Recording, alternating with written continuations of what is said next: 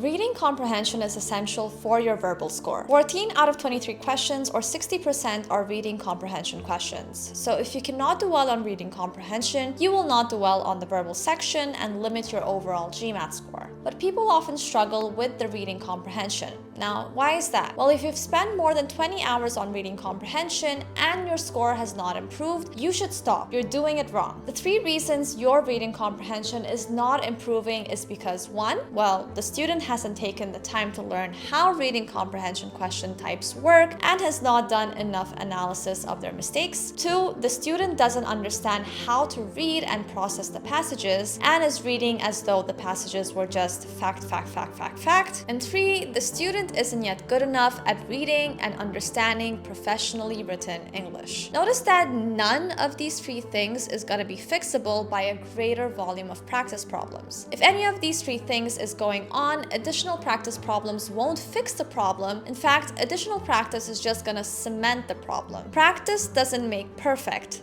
Perfect practice makes perfect. You're probably watching this on your phone or laptop, which means you can type on a keyboard. A lot of people start typing with just the index fingers. Most people learn the better method eventually, but there are a few that stick to the old one. They become so familiar with the technique that changing it almost feels impossible. Well, in this case, the more you practice typing the wrong way, the harder it will be for you to switch, and even if you become the fastest 2-finger typer, you'll never be as good as an average person who uses their full hands to type. The same is true for RC. Reading comprehension should not take more than 15 to 20 hours of practice. This is the total number of hours you need. Not 20 hours a week, not 20 hours a month, 20 hours in total in your lifetime. Now, this is plenty of time to understand how the GMAT frames its questions, what they mean by specific terms like primary purpose and inference. Beyond this, GMAT-specific studying will not help, and you should be focusing on improving your speed primarily. If someone is going to spend a large number of hours, then those hours should be spent before the person starts taking on GMAT type problems. For instance, if the student can't read English fast enough or understand how to read passages for the main point, then that's a problem that must be addressed before he or she begins to look at GMAT style problems. So now let's dive into each of the 3 problems and discuss how they can be fixed so you have a better understanding of how to approach them. Not learning how reading comprehension questions work. There are broadly 5 types of questions you can get in reading comprehension passages. You need to know how to solve each of them. Here's a gist of which all question types you'll face in the reading comprehension: main idea, supporting idea, inference, application, and evaluation questions. You need to know how to solve each of them. For example, the main idea questions will usually be focusing on the central point or purpose of the passage. The main idea will rely on all parts of the passage, and it is critical to understand the scope. Want to know more about the rest? Well, if you want, feel free to click on the Google Doc mentioned down below, where I have explained each one in brief. Not understanding how to read and process the passage. A lot of candidates just read the passages and don't know what to read for. They just read sentences and focus on the facts. This is a high school level of reading. When taking the GMAT, you are expected to perform at graduate school level. You need to not only read the passage, but also analyze it and extract meaning out of it. By the end of the passage, they miss the point and their heads are just filled with facts that were present in it. Understanding facts is helpful, but it is much more helpful to understand why the author put those facts in, or what is the author trying to tell us by putting those facts in. You need to read with purpose. Passage will have a broader narrative and an intention by the author. You need to find this narrative. Once you get the narrative, it will be far easier to answer any question based on the passage than just having random facts in your mind. Allow me to illustrate the importance of reading with purpose. You will have 3 minutes to read this passage. If you are not able to do that right now, skip ahead to the next chapter. Let's look at a passage from the official GMAT guide to get a better understanding at how we should approach a passage. Pause this video and read the passage for yourself for a better understanding.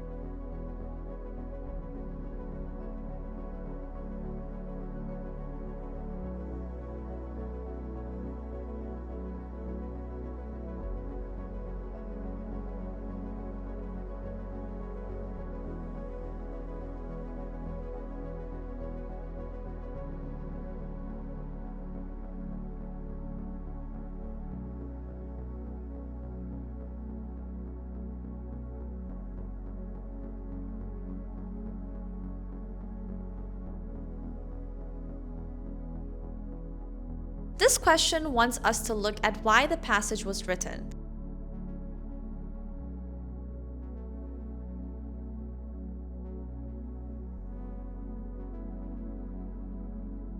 Hence, it is a main idea question. The passage introduces Clarke's study as a solid contribution to the debate between technological determinists and social constructivists. In the second paragraph, Braverman is introduced as holding a position of social constructivism, a position that Clarke takes issue with. In the final paragraph, the passage holds that Clarke refutes the extremes of the constructivists, and Clarke's arguments challenging social constructivism are then described. The passage is mainly concerned with portraying Clarke's view as a successful challenge to constructivism. Hence, option C is correct. You could have remembered all the facts in the passage, but they alone would not have led to the answer. Understanding the narrative that the author is trying to convey is central to solving this question. 2. Which of the following statements about the modernization of the telephone exchange is supported by information in the passage? A. The new technology reduced the role of managers in labor negotiations. B. The modernization was implemented without the consent of the employees directly affected by it. C. The modernization had an impact that went significantly beyond maintenance routines. D. Some of the maintenance workers felt victimized by the new technology. E. The modernization gave credence to the view of advocates of social constructivism. Now, this is a supporting idea question. The passage states in the first paragraph that Clarke's study focused on the modernization of a telephone exchange and the effect this had on maintenance work and workers. After describing Braverman's analysis in the second paragraph as being at odds with Clarke's views, the passage discusses Clarke's views in more detail in the final paragraph. As part of this discussion, the passage notes that Clarke shows how a change from maintenance-intensive electromechanical switches to semi-electronic switching systems at the telephone exchange altered work tasks, skills, training opportunities, administration, and organization of workers. Thus, the passage shows that the modernization of the telephone exchange affected much more than maintenance routines. Hence, the correct choice here is C. The other choices can make sense objectively, but focus on what is being asked. It is very easy to select a choice as a favorite and justify all the arguments around it, but the answer can be fairly obvious too. Viewing all the other choices after selecting one that feels right is a huge mistake. Sometimes one word can completely change the meaning of an entire sentence, and you won't even notice if you have biases in your mind. Familiarity with the language. The only way to get better at understanding complex text is to read complex text, even if English is your first language. You can start by reading an English newspaper, which will teach you how to navigate complex sentences and arguments and extract the essence by reading the text fewer times. Some suggestions are The New Yorker and The Atlantic. Try to read difficult novels where the ideas being conveyed through the writing are lengthy and complex. You will have to really read with focus to understand the text, and with time you will be able to comprehend the text faster. Your vocabulary will also improve exponentially while reading if you just do this one thing. Look up any word you're not sure about and keep repeating it. Getting better at a language happens slowly, so have patience and focus on consistency. Now, reading comprehension can seem scary. Big words, complex sentences, and confusing options. But that is where you can outshine many candidates by just building strong fundamentals and practicing the right way. And that is all for today's video. Make sure to like and subscribe to our channel for more in-depth advice, videos, mock questions, and strategies for all subjects in GMAT. See you guys in the next video. Until then, keep practicing and yeah,